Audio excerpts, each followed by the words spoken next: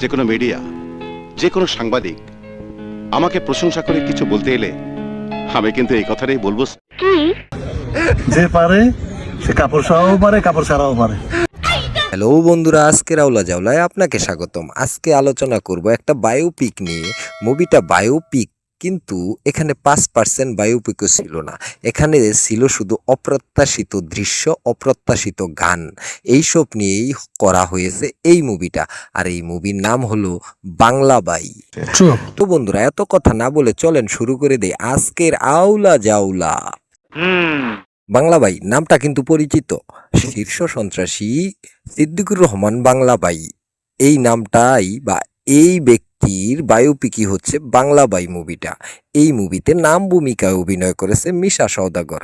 আর এই মুভির নায়ক ছিল 3 খান। আপনি কি বলছেন? মেন নায়ক ছিল জায়েদ খান, আরো 2টা নায়ক ছিল সাইড নায়ক। আর জায়েদ খান এই মুভিতে যা করেছে রে ভাই, বায়োপিকের নামে এটারে টায়োপিক বানাইয়া ফলাইছে। মুভির শুরুতে পুলিশ বাহিনী জঙ্গি আস্তানায় হামলা করতে যায় এইভাবে। পুলিশ বাহিনীর সাথে কিন্তু জায়েদ খান ছিল না। জায়েদ খান উপর থেকে রশি দিয়ে এইভাবে নামে। নামার পর কিন্তু উনি রশিটা ফেলে দেয়নি, রশিটা ওনার সাথে রাখছে। কারণ হলো এই রশি দিয়ে উনি আরেকটা কারিশমা দেখাবে। কারিশমাটা হলো উনি রশিটা এইভাবে ঘুরাইয়া ঘুরাইয়া ওনার পশ্চাৎ অংশের নিচ দিয়া রশিটাকে এইভাবে ফেক্কা দিয়া উনি জঙ্গির সাথে মারামারি করে। এত কিছুর পরও চোখে দুলা দিয়া পলাইয়া যায়। যদিও জায়েদ খানের চোখে চশমা ছিল, সানগ্লাসটা ছিল, তারপরেও দুলু দিয়ে পালিয়ে যায়। পালিয়ে যাওয়ার পর জায়েদ খান ভাইয়ের ডায়লগ ছিল এইটা, ও শিট। এইভাবে জঙ্গিরা পালাইয়া গেল, তারপরও জায়েদ খান পুরস্কৃত হলো। আর উনি সাংবাদিকদের বলেন, কি আমি শুধু একটা কথাই বলতে চাই, আমার জীবনে যেটা খুবই স্মরণীয় একটি ঘটনা। যে পারে সে কাপড় সরাও পারে, কাপড় ছাড়াও পারে। ভাই এরপরে মুভির গল্প আপনাদেরকে যে আমি বলবো, কিভাবে বলবো সেটা আমি ভেবে পাচ্ছি না। কারণ হলো এরপরে 2টা দৃশ্য দেখানো হয়েছে, একটা গান দেখানো হয়েছে, হয়তো একটা অ্যাকশন দেখানো হয়েছে, তারপর একটা গান দেখানো হয়েছে। এই মুভিতে 8টা গান ছিল, আর গানগুলো ছিল নকল। দেখিলে তোমায় বুকটা যে যায় ঝুলে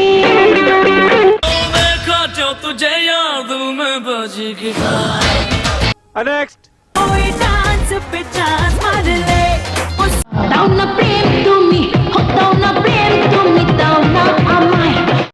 শালা 2 নম্বরই কোম্পানির 1 নম্বর চিটার। এই যে বিদেশি রমণীর মতো নাচানাচি করতেছে, এই পণ্যটা কিন্তু বিদেশি না, এই পণ্যটা দেশি পণ্যই, কিন্তু এদের এরকম বিদেশির ভং ধরে নাচানাচি করতেছে। আর ইনি হলেন জায়েদ খানের নায়িকা। আর উনাকে যে অসুন্দর বলবে, তার নামে মামলা হয়ে যাবে কোটি টাকার। আমি 1 কোটি টাকার মানহানির মামলা ঠুকে দেব। এই মুভিতে ময়ূরী আপাও আছে। ময়ূরী আপা বাংলা বাইয়ের বউয়ের অভিনয় করছে। ময়ূরী আপার সিঙ্গেল গান ছিল একটা, ভিলেন আর ভিলেনের বউ, মানে মিশা সওদাগর আর ময়ূরী আপার গান ছিল একটা। এই গেল 2টা। জায়েদ খানের গান ছিল, সাইড নায়ক 2টার গান ছিল। ভাই গালি গান আর গান। আমার মনে হয় গানের মাঝখানে কয়েকটা দৃশ্য ঢুকাইয়া দেওয়া হয়েছে। মুভির মাঝে গান ঢুকানো হয় নাই, গানের মাঝখানে মুভি ঢুকানো হয়েছে। এই দৃশ্যে এই ভাইজান তো একদম অবাক করে ফেলেছে। খোলা দরজায় উনি লাঠি দিয়ে দরজা খুলতে গেছে। এইটাও ক্যামেরাম্যান দেখে নাই, বা এইটাও কলা কৌশলীদের চোখে পড়ে নাই, এইটাও উনি আর মুভির মধ্যে রেখে দিয়েছে। আচ্ছা বলেন তো, বিয়ে বড় না দেশ বড়? আমি একটু ক্লিয়ার করে বলি, এই মুভিতে সাইড নায়ক আর সাইড নায়িকার বিয়ে হচ্ছিল।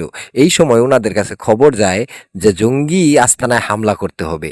তখন তারা বিয়ে ছেড়ে দিয়ে চলে আসে এইভাবে লেফট রাইট করতে করতে। বলেন কি? মিশা সওদাগর ওরফ বাংলা বাই, ওনাকে কেউ বাংলা বাই বলতো না, শুধু বাই বলতো। তাই একটা দৃশ্যে জায়েদ খান গুলি খায়। গুলি খাওয়ার পর ডাক্তাররা বলে মারা গেছে। নায়িকা এইভাবে দৌড়ে গিয়ে তার গায়ের ঘ্রাণ শুকায়, উনি যে পারফিউম মাখছে সেই পারফিউমের ঘ্রাণ শুকায়, কিন্তু জায়েদ খান ভালো হয় না। তখন উনি গিয়ে একটা মক্কা শরীফের ছবির সামনে এইভাবে মাথা ঠুকে, আর জায়েদ খান বেঁচে যায়। কাজল আল্লাহর কাছ থেকে ইকবালের জান ফিরিয়ে এনেছে। control উদয়। তারপর বাংলাবাই গিয়ে জায়েদ খানের পরিবারের সবাইকে মেরে ফেলে। জায়েদ খান পরিবারের সবাইকে কবর দিয়ে তার বাবার কবরের মাটি ছুঁয়ে এই ধরনের ঠোঁট কামড়াকামড়ি করে উনি প্রতিশোধ নিতে চায়। আজ একটা বিরাট ফাটাফাটি হইব। উনি প্রতিশোধ নিতে গিয়ে এইভাবে মিশা সওদাগরের চোখে চোখ রেখে থাকে আর এইভাবে বিশ্রীভাবে বডি দেখায়। বডি দেখানোর পর এইভাবে মিশা সওদাগরকে টেনে নিয়ে আসে। এটাই মূলত ছিল ফাঁসির দৃশ্য। মুভি শেষ।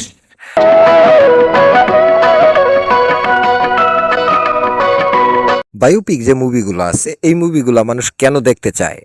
কেন? কারণ হলো একটা মানুষ সম্পর্কে জানা আছে, ওই মানুষটা সম্পর্কে পর্দায় সিনেমাটিক রূপ নিয়ে যখন আসবে ট্রেলার ফিল নিতে মুভিটা মানুষ দেখতে যায়।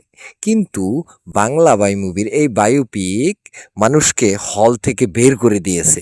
হলের ভিতরে আমার মনে হয় না নিছে। এই মুভিতে একটা প্রত্যাশার জায়গা ছিল, সেটা হলো মিশা সওদাগরের লুকটা। মিশা সওদাগরের যে লুকটা ছিল সেটা বাংলা বাইয়ের সাথে মিল ছিল। আর কোনো কিছু এই মুভির পজিটিভ ছিল না। বুঝে গেছি। বন্ধুরা, ভিডিও ভালো লাগলে আমার চ্যানেলটাতে ঘুরে আসবেন। অন্য ভিডিও ভালো লাগলে আমার চ্যানেলটা সাবস্ক্রাইব করবেন, পাশে থাকা বেল বাটনটাও অন করে দেবেন। আজ চলে যাচ্ছি, আবার দেখা হবে নতুন কোনো ভিডিওতে। সে পর্যন্ত ভালো থাকবেন, সুস্থ থাকবেন। আল্লাহ হাফেজ।